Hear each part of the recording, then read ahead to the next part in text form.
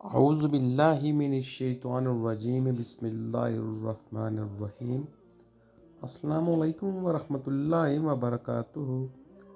ناظرین اکرام، اپنے اس چینل پہ آپ کو ویلکم کرتا ہوں۔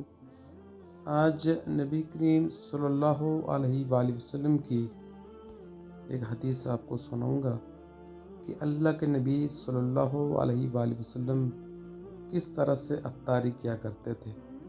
آج ہمیں طرح طرح کی نعمتیں اللہ کی ملی ہوئی ہیں، لیکن ہم پھر بھی اللہ کے بہت ناشکرے ہیں، اور اللہ کے نبی جن کے لیے یہ دنیا اور آخرت دونوں بنائی گئی ہیں، ان کی افطاری اور ہماری افطاری میں زمین اور آسمان کا فرق ہے۔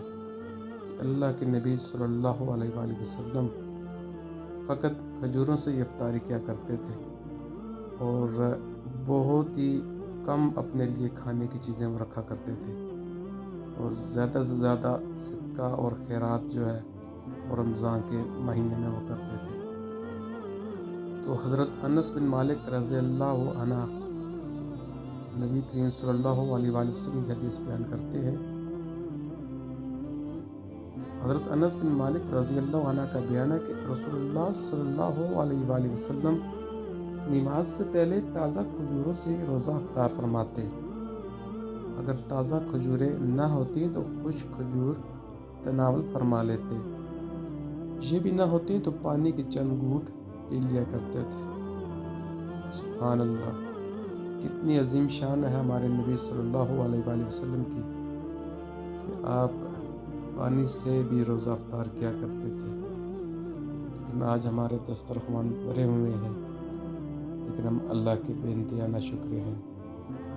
ہمیں دوسروں کا کوئی لحاظ نہیں، دوسروں کا کوئی خیال نہیں۔ اس رمضان میں ہم کوشش کریں کہ ہم زیادہ سے زیادہ ان لوگوں تک چیزیں پہنچا سکیں جو اس چیز کے حقدار ہیں، جن کے پاس کچھ کھانے کے لیے نہیں۔